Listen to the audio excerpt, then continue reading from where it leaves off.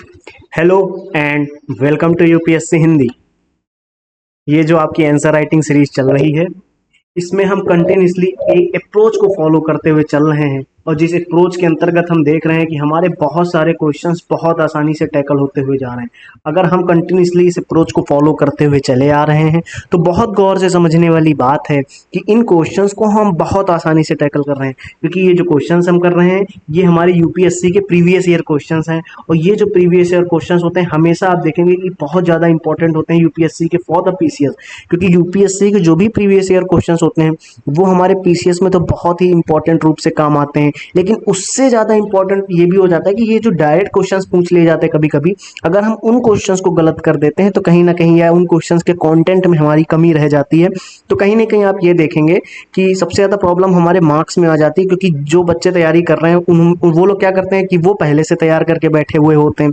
वो अगर पहले से तैयार करके बैठे हुए हैं उनको उस क्वेश्चंस के कंटेंट को, तो आप उसमें लैग कर जाएंगे। आप लैग कर गए तो कहीं ना कहीं वो आपसे आगे निकल जाते हैं। इसलिए मैं हमेशा से आपसे बताते हुए आ रहा हूँ कि आपको अपनी थिंकिंग प्रोसेस पे काम करना है। यदि आपकी थिंकिंग प्रोसेस अच्छी होगी पढ़ने में तो कहीं ना कहीं आपके नोट्स अच्छे होंगे। नोट्स अच्छे होंगे तो क्योंकि नोट्स की ही झलक होती है हमारे आंसर्स में, क्योंकि जो हम नोट्स बनाते हैं वही हमारे माइंड में रहता है, क्योंकि कंटिन्यूसली हम वही रिवाइज कर रहे होते हैं बार बार। क्योंकि हम अपने नोट्स को ही बार बार रिवाइज कर रहे होते हैं तो कहीं ना कहीं उसी की झलक हमारे आंसर्स में देखने को मिलती है।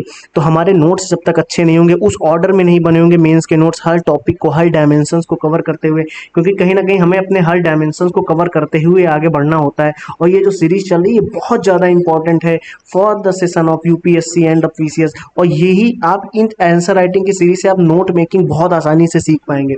इसीलिए मैंने बोला यदि आपकी थिंकिंग प्रोसेस अच्छी होगी तो कहीं ना कहीं आपके नोट्स बनाने का तरीका भी इंप्रूव हो जाएगा। नोट्स बनाने का तरीका इंप्रूव हुआ, नोट्स में कंटेंट इंप्रूव हुआ, तो नोट्स की क्वालिटी इंप्रूव हुई तो कहीं ना कहीं आपके आंसर्स इंप्रूव होंगे और आपके मार्क्स भी इंप्रूव हो जाएंगे।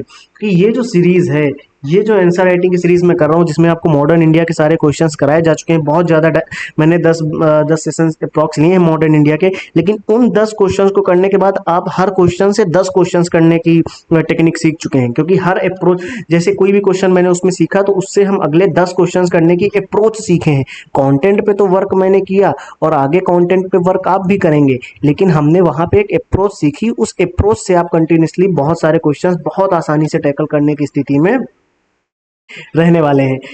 तो क्या करने वाले हैं, क्योंकि इस आंसर राइटिंग की जो अप्रोच है हम एक क्वेश्चन से कई क्वेश्चंस करते हुए चल रहे हैं, और जो मेंस के नोट्स हैं उनकी भी ट्रिक सीखते हुए चल रहे हैं कि हम कितनी आसानी से उनके नोट्स बना सकते हैं।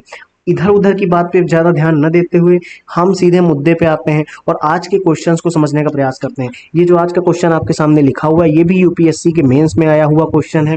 और ध्यान से समझने वाली बात यह है कि इसके आगे का कंटेंट मैंने आपके लिए पहले ही रेडी कर लिया है, क्योंकि टाइम वेस्ट ना हो, कंटेंट जल्दी से दिखा के हम अगले क्वेश्चंस की तरफ बढ़ जाएंगे। लेकिन हमें जो अभी समझने वाला पॉइंट है, जो हमें अभी समझना चाहिए, वो ये है कि ये जो सीरीज हम कंटिन्यूसली करते हुए चले आ रहे हैं, इस थिंकिंग हम मेन फोकस किस किस पे कर रहे हैं, वो हमारा मेन फोकस थिंकिंग पे है, आंसर राइटिंग पे है, उसके साथ साथ हमारे नोट्स मेकिंग पे है। क्योंकि ये चीज़ें इंप्रूव हो जाएंगी तो कहीं ना कहीं हमारे मार्क्स ऑटोमेटिकली इंप्रूव हो जाएंगे।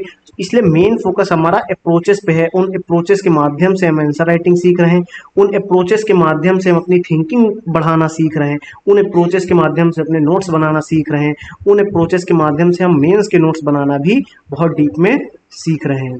क्लियर है कि आपको यहाँ तक जो मैंने आपको समझाया क्या ये समझ आया? क्या आप आंसर राइटिंग अगले क्वेश्चंस की तरफ हम बढ़ने का प्रयास करें? अगर आप कंटिन्यूसली अभी तक हमारे साथ जुड़े हुए हैं, आपने पिछली आंसर राइटिंग क्लासेस देखी हैं, तो हमने पिछली आंसर राइटिंग की पीपीटी प्रोवाइड करा दी, यानी पीडीएफ प्रोवाइड करा दी है। इस पीडीएफ को आप अपने पास डाउनलोड कर लीजिए और वहीं से वो पिछली सीरीज को जल्दी से कवर कर लीजिए, क्योंकि 10 क्वेश्चंस हैं, देखने में टाइम नहीं लगेगा।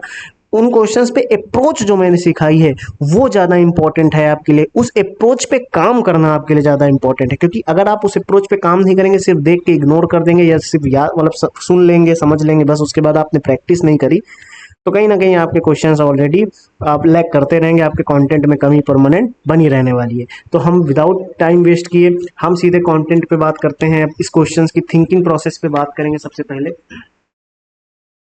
और देखते हैं कि क्या क्वेश्चंस की डिमांड है। ठीक है,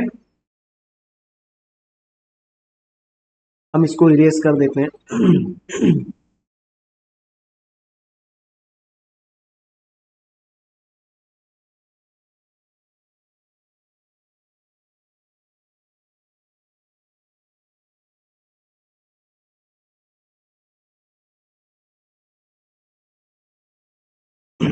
ध्यान से क्वेश्चंस पढ़ते हैं। सबसे पहले लिखा हुआ है प्राचीन भारत के विकास की दिशा में भौगोलिक कारकों की भूमिका को स्पष्ट कीजिए। सबसे पहले तो ये एंशिएंट इंडिया की बात कर रहा है, ठीक है। सबसे पहले किसकी बात कर रहा है? एंशिएंट इंडिया का क्वेश्चन है, प्राचीन भारत का क्वेश्चन है।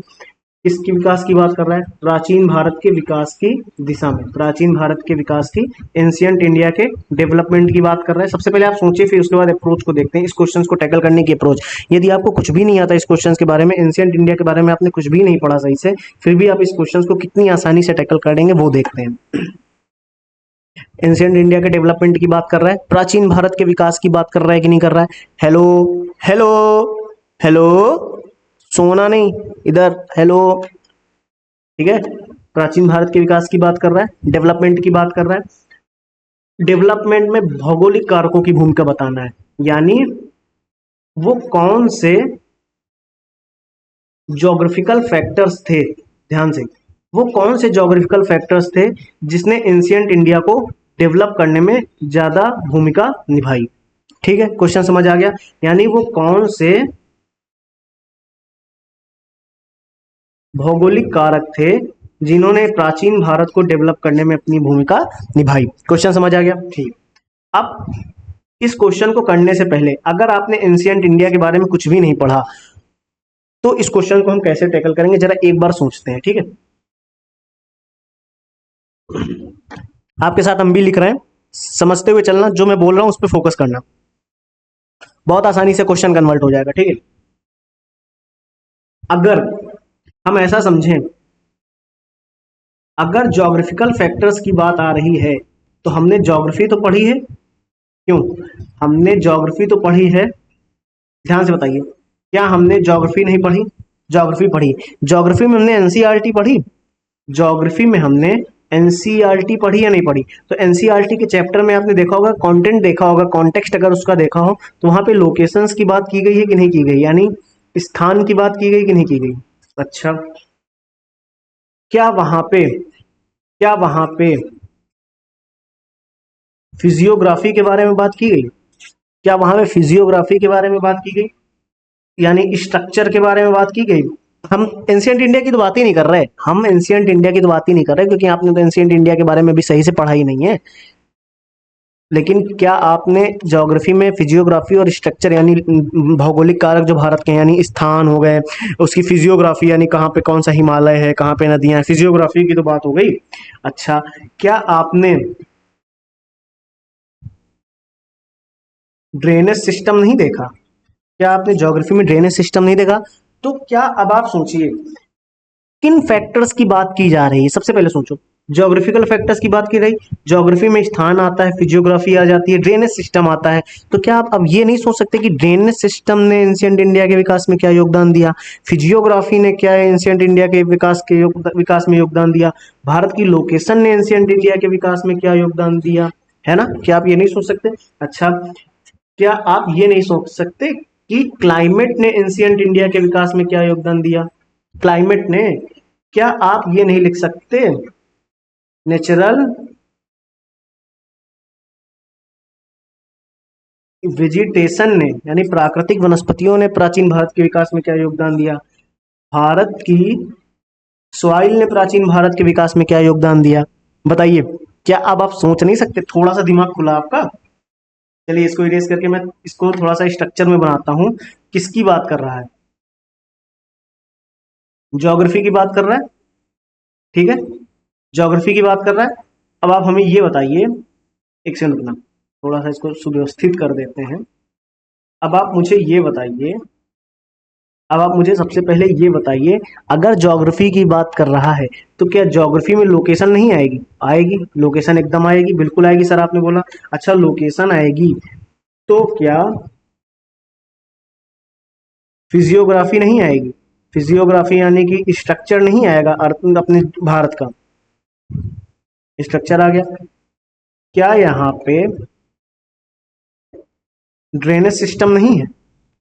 ड्रेनेज सिस्टम भी है। क्या यहाँ पे क्लाइमेट नहीं है? बोले सर क्लाइमेट भी है। तो क्या यहाँ पे नेचुरल वेजिटेशन नहीं है? प्राकृतिक वनस्पतियां नहीं है? बिल्कुल है, बोले सर।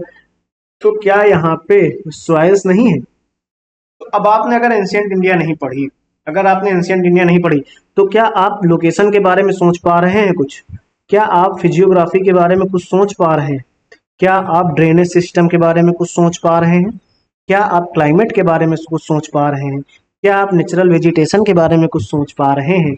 क्या आप सॉइल्स के बारे में कुछ सोच पा रहे हैं? यानी इन फैक्टर्स ने इन फैक्टर्स ने एंशियंट इंडिया के विकास में क्या योगदान दिया? इन फैक्टर्स ने प्राचीन भारत के विकास में क्या योगदान दिया? क्या अब आप इसका आंसर इसके कॉन्टेक्स्ट में नहीं कर पाएंगे? क्या अब आप इसका आंसर इसके कॉन्टेक्स्ट में नहीं कर पाएंगे कि ऐसा समझिए, यदि मैं आपसे कहूं कि सॉइल ने क्या योगदान दिया एंशियंट इंडिया के विकास के योगदान में, नेचुरल वेजिटेशन ने क्या योगदान दिया एंशियंट इंडिया के विकास के योगदान में, हमारे क्लाइमेट ने क्या योगदान दिया एंशियंट इंडिया के विकास के योगदान में, हमारी लोकेशन ने क्या योगदान दिया, हमारी लोकेशन ने क्या योगदान दिया, प्राचीन भारत के विकास की भूमिका क्या निभाई, हमारे फिजियोग्राफी फैक्टर्स ने क्या योगदान दिया प्राचीन भारत के विकास में, हमारे ड्रेनेज सिस्टम ने क्या योगदान दिया प्राचीन भारत के विकास में। तो अब आप मुझे बताइए, क्या ये अप्रोच क्या अब आप इस क्वेश्चन में फॉलो नहीं कर सकते?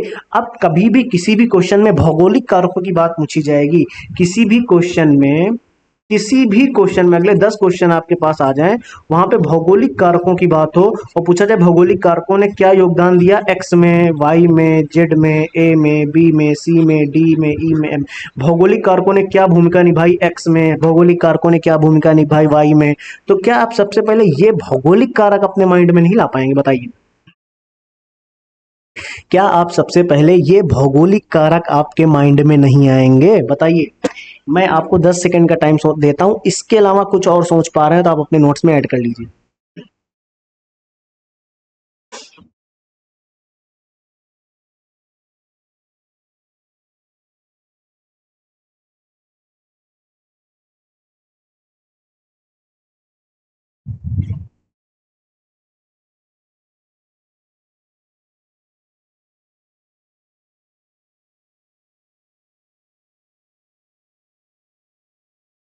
कुछ सोचा आपने?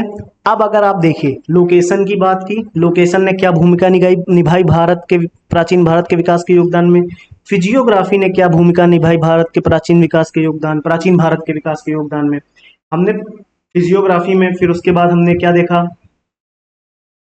ड्रेनेज सिस्टम ने क्या भूमिका निभाई, है ना, हमने देखा ना ड्रेनेज सिस्टम ने क्या भूमिका निभाई।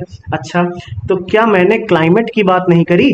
जी सर, आपने क्लाइमेट की भी बात करी। क्या मैंने सॉइल की बात नहीं करी? जी सर, आपने सॉइल की भी बात करी। तो क्या हमने नेचुरल वेजिटेशन, क्या हमने नेचुरल प्राकृतिक वनस्पतियों की बात नहीं करी? या खनिज बोल लें इसको, ऐसे खनिज बोल लें, मिनरल्स ने क्या योगदान दिया प्राचीन भारत के विकास के योगदान में? अब आप सिर्फ सोचिए, अगर हम लोकेशन की बात करें तो क्या हम भारत की स्ट्रेटेजिक पोजीशन के बारे में बात नहीं कर सकते? भारत की स्ट्रेटेजिक पोजीशन के बारे में बात नहीं कर सकते? इसके व्यापक विस्तार के बारे में बात नहीं कर सकते? भारत का जो व्यापक विस्तार है, प्राचीन भारत के समय में जो भारत का व्यापक विस्तार था, उसके बारे में बात नहीं कर सकते? अच्छा, फिजियोग्राफी के बारे में अगर बात आ रही है तो हम भारत के हिमालय को नहीं बता सकते? हिमालय ने क्या योगदान दिया प्राचीन भारत के विकास के योगदान में? अच्छा, क्या हम गंगा के मैदानों की बात नहीं कर सकते? अगर हम गंगा के मैदानों की बात कर रहे हैं तो क्या हम अ, भारत के मरुस्थल के बारे में बात नहीं कर सकते?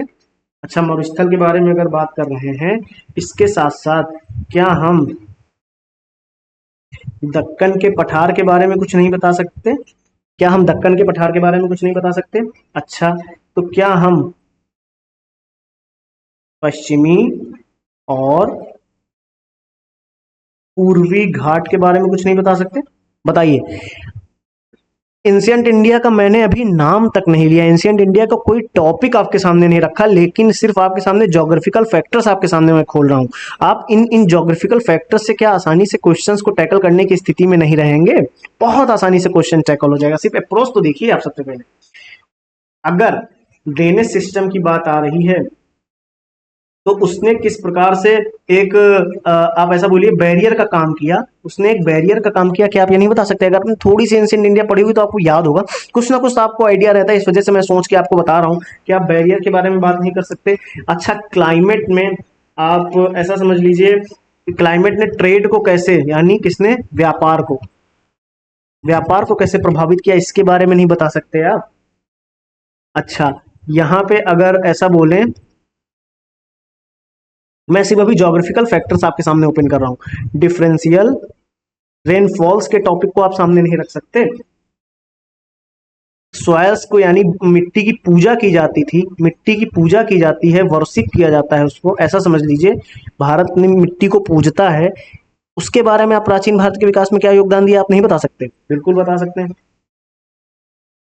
इसी सॉयल से पॉटरी बनना शुरू हुई थी एंशिएंट इंडिया में, कुछ अगर आप थोड़ा सा सोचें, बता देख सकते हैं। अच्छा, नेचुरल वेजिटेशन यानी मिनरल्स आए, तो उनसे क्या कुछ ना कुछ टेक्नोलॉजी आई होगी, टेक्नोलॉजी इनोवेशन हुए होंगे प्राचीन भारत में, क्या उसके बारे में हम थोड़ा सा नहीं बता सकते? इसी मिनरल की वजह से टेक्नोलॉजी आई, फिर उसी वजह से डेवलपमेंट हुआ, कुछ ना कुछ, है ना, डेवलपमेंट हुआ। अच्छा, उस डेवलपमेंट में पॉलिटिकल पावर बढ़ी, पॉलिटिकल पावर सामने आई निकल के, क्या हम पॉलिटिकल पावर की बात नहीं कर सकते? इसी खनिज से ट्रेड की बात सामने आई, व्यापार और वाणिज्य की बात सामने आई, क्या हम इसके बारे में बात नहीं कर सकते?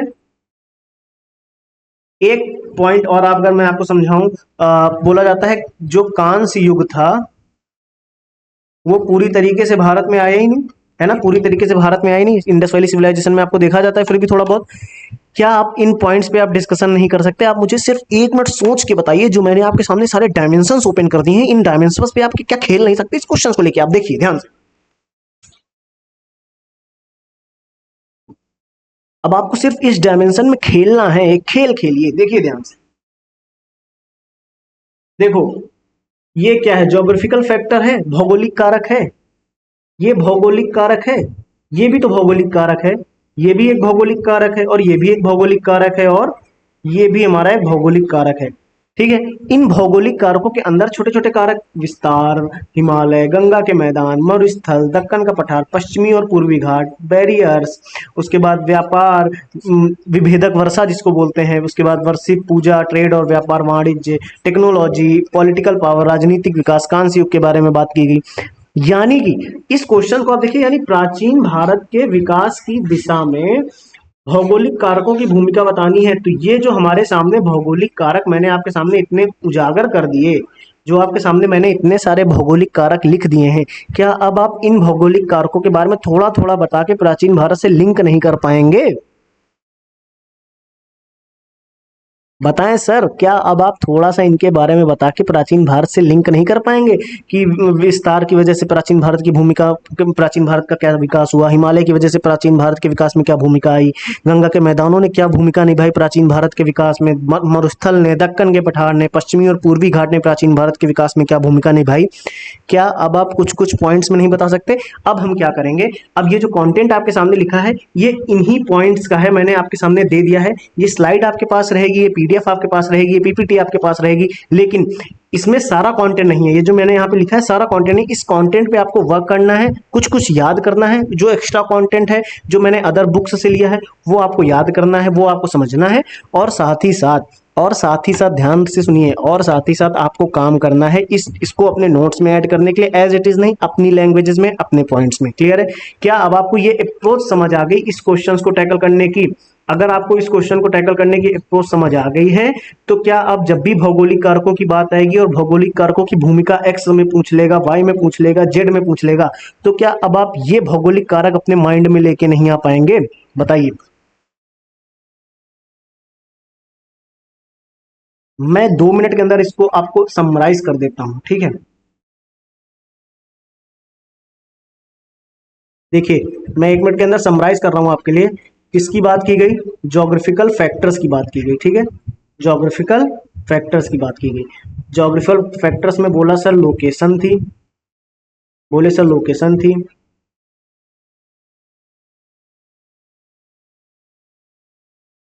सर आपने बोला था फिजियोग्राफी है, फिजियोग्राफी भी है। अच्छा, बोले सर फिजियोग्राफी के साथ साथ आपने एक पॉइंट और बोला है, वो बोला है कि मैं यहाँ पे लिखे दे रहा हूँ उसको, ठीक है, ड्रेनेज सिस्टम है सर। अच्छा, अच्छा ड्रेनेज सिस्टम के साथ सर आपने क्लाइमेट बोला था, क्लाइमेट भी लिख लो चलो। सर आपने सॉइल भी बोली है, लो सॉइल भी लिख ली। सर आपने मिनरल बोला, ठीक है चलो, और बताओ, और बताओ। सर आपने लोकेशन के बारे में बोला है कुछ, कि आपने बोला स्ट्रेटेजिक पोजीशन के बारे में लिख सकते हैं। स्ट्रेटेजिक पोजीशन मतलब रणनीतिक स्थिति, ठीक है। स्ट्रेटेजिक पोजीशन यानी रणनीतिक स्थिति के बारे में हम बात कर सकते हैं। सर आपने इसी में एक पॉइंट बोला कि व्यापक विस्तार के बारे में बात करनी है। किसके बारे में? भारत का जो व्यापक विस्तार है, ठीक है।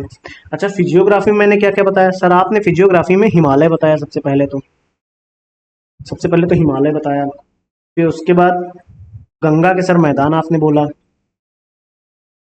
गंगा के मैदान आपने बोला, फिर उसके बाद मैंने क्या बोला सर? उसके बाद आपने मरुस्थल बोला, भारत के मरुस्थलों की ने क्या भूमिका निभाई। फिर उसके बाद सर, उसके बाद आपने दक्कन का पठार बोल दिया, ठीक है चलो, दक्कन का पठार भी ऐड कर लेते हैं, दक्कन का पठार भी ऐड कर लिया। फिर उसके बाद क्या बोला सर आपने? उसके बाद पूर्वी और पश्चिमी घाट के बारे में बोला कि इन्होंने क्या भूमिका निभाई। अच्छा, ड्रेनेज सिस्टम में सर आपने बोला कि एक बैरियर के रूप में काम कर रहे थे। किसके रूप में काम कर रहे थे? बैरियर के रूप में इसने कैसे काम किया। क्लाइमेट में क्या बताया सर? क्लाइमेट में आपने ट्रेड बताया, ट्रेड एंड कॉमर्स, कॉमर्स से इसको लिंक किया ट्रेड में।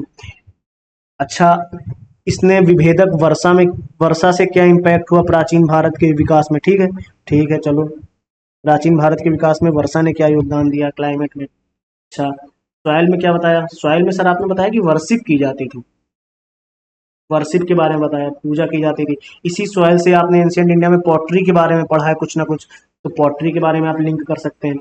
मिनरल से कुछ ना कुछ सर तकनीकी परिवर्तन आए, तकनीकी, तकनीकी नवाचार देखने को मिला। अच्छा, यहीं से आपको राजनीतिक शक्तियां आपके सामने निकल के सामने आई। अच्छा, यहाँ से व्यापार भी आपको देखने को मिला, ठीक। तो अब आप मुझे बताइए, इसको, इसको, इसको, क्लाइमेट को, सॉइल को, मिनरल में जो आपके सामने मैंने ये सारे बहुत सारे जो फैक्टर्स ओपन कर दिए, ज्योग्राफिकल फैक्टर्स जो आपके सामने मैं कई बार रिवाइज करके बोल चुका हूँ, अब तक तो आपका माइंड ओपन हो चुका होगा, बहुत कुछ आपने सोच लिया होगा। अब आप इसका आंसर लिखने की स्थिति में आ गए कि नहीं आ गए? इसका आंसर लिखने की स्थिति में है, बस आपको एक एक पॉइंट उठाना है, हर पॉइंट पे एक एक एंशियंट इंडिया से लिंक कर देना है, बस आपका आंसर कंप्लीट हो जाएगा। यानी हर पॉइंट को, हर पॉइंट को एंशियंट इंडिया के, प्राचीन भारत के किसी एक पॉइंट से लिंक कर दीजिए, आपका आंसर कंटिन्यू कंप्लीट होता चला जाएगा। अब हम क्या आंसर्स पे बात करें, अब इसके अंदर के कंटेंट को क्या अब हम देखें, क्या अब आप समझ गए? हमें कंटेंट अब लिखना ना पड़े, सिर्फ देखना पड़े, सिर्फ समझना पड़े। क्लियर है? देखते हैं, आइए। सबसे पहले क्या स्ट्रेटेजिक पोजीशन की बात नहीं कर सकते इसमें? लोकेशन में देखिए, ध्यान दें, क्या हम लोकेशन में स्ट्रेटेजिक पोजीशन की बात नहीं कर रहे हैं? देखिए, लोकेशन में स्ट्रेटेजिक पोजीशन की बात नहीं कर रहे, कर रहे हैं बिल्कुल। क्या लिखा है? दक्षिण भारत में भारत का स्थान कई प्राचीन व्यापार मार्गों को चौराहे पर रखता, यानी भारत एक ऐसी लोकेशन पे था कि यहाँ से कई सारे मार्ग खुल जाते थे ट्रेड करने के लिए। कोई यहाँ से इधर से होते हुए कोई कहीं जा रहा है, यानी इसने वाणिज्यिक और सांस्कृतिक आदान प्रदान का केंद्र बन गया भारत। क्लियर है? अच्छा, क्या अब हम इसके व्यापक विस्तार के बारे में थोड़ा सा नहीं लिख सकते? क्या बता सकते हैं? भौगोलिक क्षेत्र इसका बहुत बड़ा व्यापक था, संस्कृतियों, भाषाओं, परंपराओं के विकास में इससे मदद हुई, जैसे मौर्य, गुप्त, चोल और सातवाहन जैसे क्षेत्रीय साम्राज्य क्या हुए? फलते फूलते चले गए। क्लियर है? क्योंकि इसका विस्तार इतना बड़ा था कि मौर्य, गुप्त, चोल और सातवाहन जैसे क्षेत्रीय साम्राज्य और सारे एंशियंट इंडिया में और सारे राजाओं का विकास ऐसे ही होता चला गया। ठीक है। अगर हम प्राकृतिक भूगोल की बात करें, इसकी फिजियोग्राफी के बारे में बात करें, तो अगर हिमालय की बात करते हैं, किसकी? हिमालय की अगर हम बात कर रहे हैं, तो ये प्राकृतिक बाधा के रूप में था, इसने विदेशी आक्रमणों में बाधा उत्पन्न की, विदेशों से जो आक्रमण होते थे उनके लिए बाधा उत्पन्न करी कि नहीं, यानी हमारे लिए फायदा किया। एंशिएंट इंडिया के विकास में ये योगदान आपको समझ आ रहा है कि नहीं समझ आ रहा? बिल्कुल सही। अच्छा, अगर हम गंगा के मैदानों की बात करें, ध्यान से, इस फिजियोग्राफी में अगर हमने हिमालय को समझा, उसके साथ साथ अगर व्यापार और संस्कृति के आदान प्रदान को सुविधाजनक बनाया खैबर और बोलान पास ने, भारत और मध्य एशिया के बीच व्यापार और सांस्कृतिक आदान प्रदान को सुविधाजनक बनाया, जैसे खैबर पास, बोलान पास, ये जो दर्रे थे, ये जो पासेस थे, इन्होंने ट्रेड को बहुत आसान किया। यानी देखो, व्यापार और सांस्कृतिक आदान प्रदान को उन्होंने बहुत आसान किया कि नहीं किया? क्या आपको ये पॉइंट समझ आया? क्या अब आप ये इस पॉइंट के बारे में थोड़ा सा एंशिएंट इंडिया में पढ़ नहीं सकते? क्या आप वहां से इसको लिंक नहीं कर पा रहे एंशिएंट इंडिया से? ठीक है। अच्छा, अगर हम भारत के रेगिस्तान की बात करें, देखो ध्यान से, अगर हम डिजर्ट की बात करें, इंडियन डिजर्ट की बात करें, तो अपनी शुष्क परिस्थितियों के बावजूद एक व्यापार मार्ग के रूप में कार्य करता था। भारत को मध्य पूर्व की सभ्यताओं से जोड़ता था। जैसे मध्य पूर्व के लिए धूप का व्यापार मार्ग, इसको हम ऐसा समझ सकते हैं, इसको हम ऐसे लिख सकते हैं, इंसेंस, इसको ऐसे लिख सकते हैं, incense trade route to middle east. Clear है?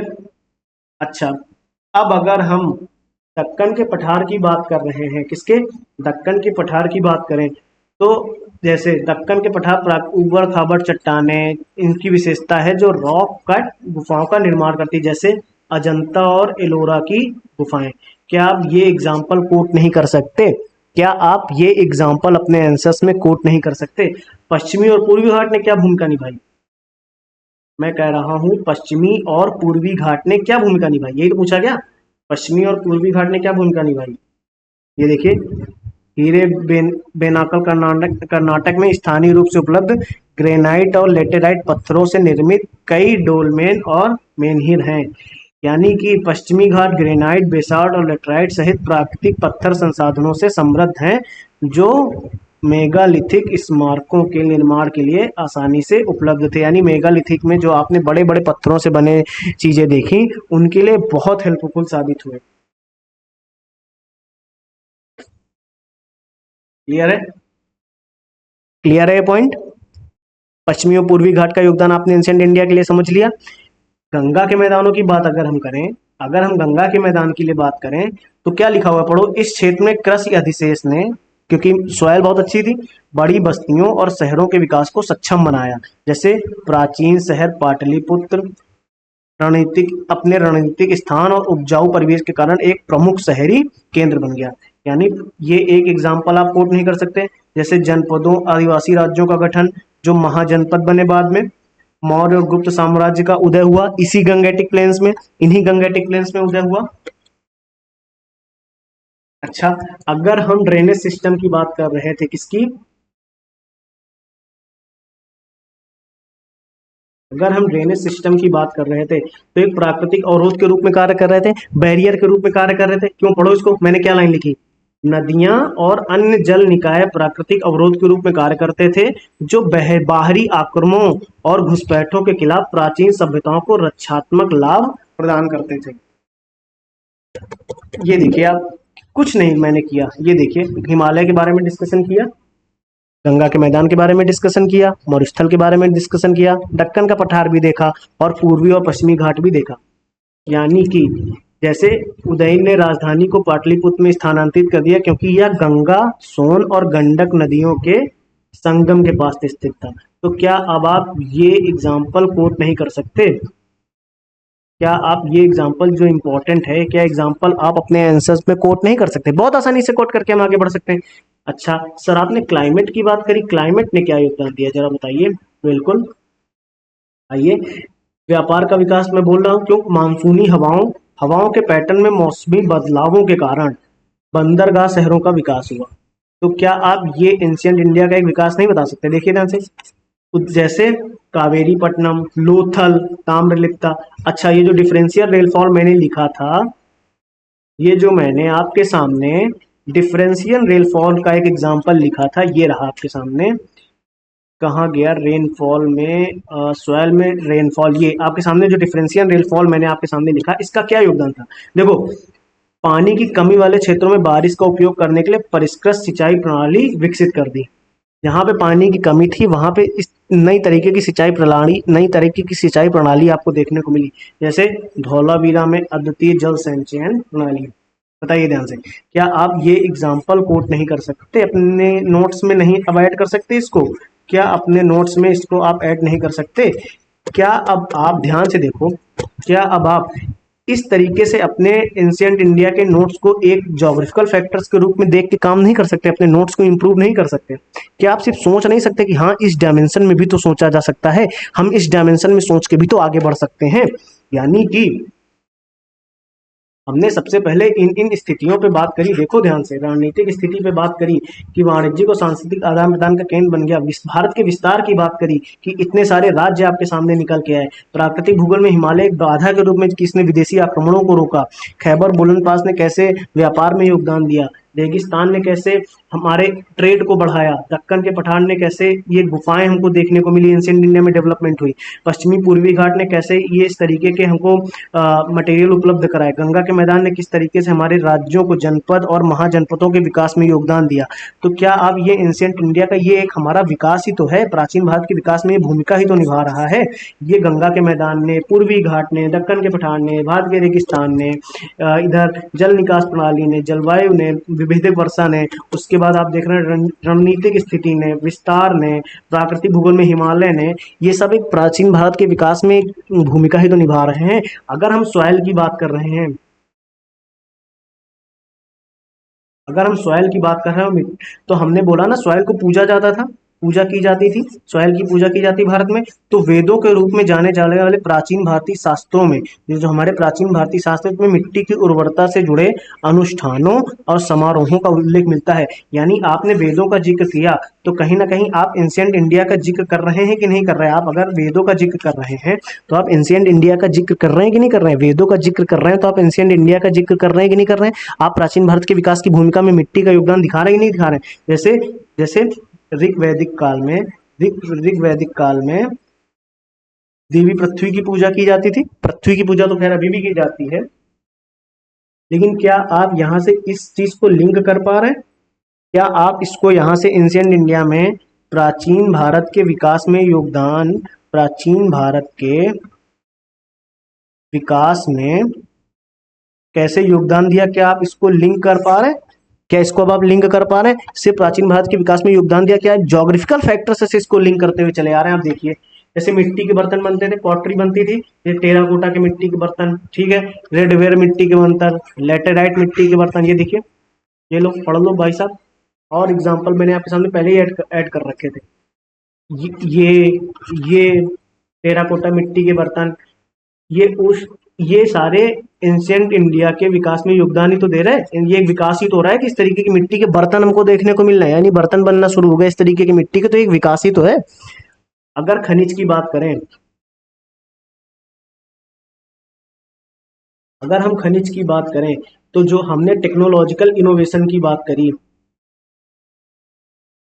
टेक्नोलॉजिकल इनोवेशन की जो मैंने बात करी है, उसमें जैसे तांबा, लोहा, सोना, चांदी जैसी धातुओं के प्रॉपर खनिज भंडार हमको मिलना शुरू हुए। जैसे 300 ईसा पूर्व से 200 ईसा पूर्व तक दक्षिण भारत में लोहे को गलाने की क्रूसिबल तकनीक, इस तकनीकी का विकास हमको एंशिएंट इंडिया में देखने को मिला। एक सेकंड, इस तकनीकी का विकास हमको एंशिएंट इंडिया के दौरान देखने को मिला, प्राचीन भारत में देखने को मिला। तो ये तकनीकी कैसे विकसित हुई, ये तकनीकी कैसे विकसित हुई? जब हमको प्राचीन समय में हमको अपनी पृथ्वी से, यानी ज्योग्राफिकल फैक्टर से हमको ये खनिज भंडार देखने को मिल गए, इस तरीके के खनिज भंडार हमको देखने को मिले, तभी तो ये विकसित हुई। हेलो, सोना नहीं, हेलो, सो गए, अब सो गए क्या? सो गए भैया? ये देखो कंटेंट देखो आप पहले, इधर ये जो आपको मैंने दिखाया, प्रौद्योगिकी का विकास हुआ, तकनीकी विकास हुआ, तकनीकी नवाचार सामने आई, क्रूसिबल तकनीकी विकसित हुई, तो ये एंशिएंट इंडिया का विकास ही तो हुआ, प्राचीन भारत के विकास में योगदान ही तो दिया। अच्छा, क्या राजनीतिक शक्ति के बारे में हम बात नहीं कर सकते? क्या हम राजनीतिक शक्ति के बारे में बात नहीं, जैसे खनिज समृद्ध क्षेत्रों तक पहुंचने प्राचीन भारतीय राज्यों को राजनीतिक लाभ और रणनीतिक लाभ प्रदान किया। ये लाइन समझ आई?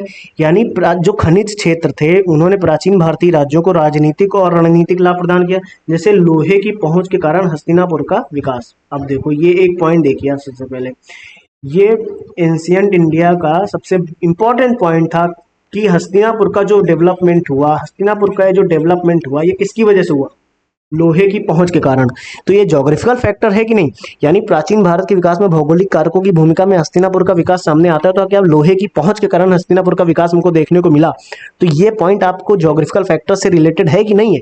आप ये पॉइंट ऐड कर सकते कि नहीं? ट्रेड और कॉमर्स की अगर बात करें तो जैसे सातवाहन साम्राज्य में शीशे के सिक्के चलते थे, सातवाहन साम्राज्य में शीशे के सिक्के चलते थे, कीमती धातुएं रत्न अंतरराष्ट्रीय व्यापार के लिए मूल्यांकन वस्तुओं के रूप में काम लेते थे। क्लियर है? क्लियर है? अच्छा, भारत में पूर्ण विकसित कांस्य युग का तो अभाव था, क्या लिखा है देखो, टिन की अनुपस्थिति के कारण भारत में कांस्य युग का विकास नहीं हुआ, लेकिन इंडस वैली सिविलाइजेशन में आपको खेतड़ी की खानों से और अफगानिस्तान से टिन की उपलब्धता देखने को मिलती है। इंडस वैली सिविलाइजेशन में आपने पढ़ा है, आप पढ़ेंगे नहीं पढ़ा तो आप पढ़ेंगे, यानी खेतड़ी की खानों से और अफगानिस्तान से टिन देखने को मिलता है। अगर खैर ये मैंने निष्कर्ष लिख दिया था कि भौगोलिक कारकों ने न केवल प्राचीन काल में कृषि, व्यापार, संस्कृति और सामाजिक संगठन को प्रभावित किया है, बल्कि आज भी भू राजनीतिक और संसाधन वितरण तथा मानव के विभिन्न पहलुओं को आकार देना जारी रखा है। किसने? भौगोलिक कारकों ने। आज भी मानव जीवन के विभिन्न पहलुओं को आकार देने में आज भी जारी रखा हुआ है। फिलहाल के लिए ध्यान से सुनना, फिलहाल के लिए जो आपका होमवर्क है, सबसे पहले तो आपको इस अप्रोच पे काम करना हो।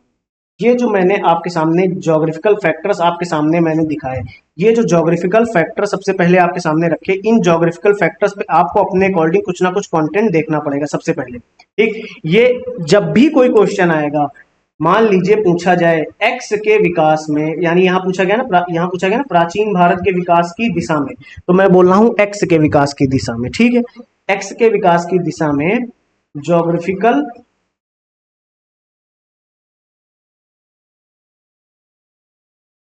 एक्स के विकास की दिशा में ज्योग्राफिकल फैक्टर्स ने क्या भूमिका निभाई? एक्स के विकास के फैक्टर में, एक्स के विकास में ज्योग्राफिकल फैक्टर्स ने क्या भूमिका निभाई? ठीक है, तो जब भी ज्योग्राफिकल फैक्टर्स की बात आएगी, सबसे पहले क्या आप लोकेशन नहीं सोच लेंगे? क्या आप भारत की फिजियोग्राफी के बारे में नहीं सोचेंगे? क्या आप ड्रेनेज सिस्टम के बारे में नहीं सोचेंगे? क्या आप क्लाइमेट के बारे में नहीं सोचेंगे? क्या आप सॉइल के बारे में नहीं सोच सकते? क्या आप मिनरल के बारे में नहीं सोच सकते? अगर आप इनके बारे में सोच रहे हैं तो अब आप मुझे ये बताइए, क्या आप स्ट्रेटेजिक पोजीशन के बारे में, भारत के व्यापक विस्तार के बारे में नहीं सोच सकते? हिमालय के बारे में नहीं सोच सकते? गंगा के मैदान के बारे में, मरुस्थलों के बारे में, हमारे दक्कन के पठार के बारे में, पूर्वी और पश्चिमी घाट के बारे में, जो ड्रेनेज सिस्टम एक बाधा के रूप में कैसे काम किया उसने एंशियंट इंडिया में, किसी और चीज में किसी और तरीके से काम कर सकता है, लेकिन वो आपको उस क्वेश्चन के पैटर्न के अकॉर्डिंग सोचना पड़ेगा।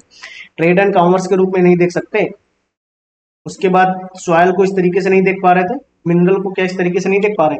अब आप देखिए, मैंने लोकेशंस पे भी बात करी, लोकेशंस के बारे में भी आपको बताया, विस्तार के बारे में भी बताया कि कैसे राज्य बने, हिमालय कैसे बाधाओं के विदेशी आक्रमणों से उसने रक्षा करी, फिर उसके बाद इन खैबर और बोलान पास ने कैसे ट्रेड बढ़ाया, देखो कैसे व्यापार और संस्कृति का आदान प्रदान किया। ठीक है, ये एक, उसके बाद रेगिस्तान ने कैसे व्यापार को बढ़ावा दिया, ये यहाँ पे आप ये पॉइंट नहीं देख पा रहे, ये पॉइंट। ठीक है, फिर उसके बाद दक्कन के पठान ने कैसे आपको ये अजंता और एलोरा की गुफाएं देखने को मिली, पश्चिमी पूर्वी घाट में किस तरीके से इस तरीके के पत्थरों से निर्मित कई हमको चीजें देखने को मिली, गंगा के मैदान ने किस तरीके से राज्यों और महाजनपदों का निर्माण दिखाया, एग्रीकल्चर का सरप्लस होना शुरू हुआ था, क्योंकि आपने देखा कि जल निकास प्रणाली की वजह से कैसे प्राकृतिक अवरोध के रूप में उदयन ने राजधानी को पाटलिपुत्र में स्थानांतरित कर दिया। क्यों? क्योंकि गंगा, सोन और गंडक नदियों के संगम के पास स्थित था, बचौका था ना, थोड़ा बचे रहते थे।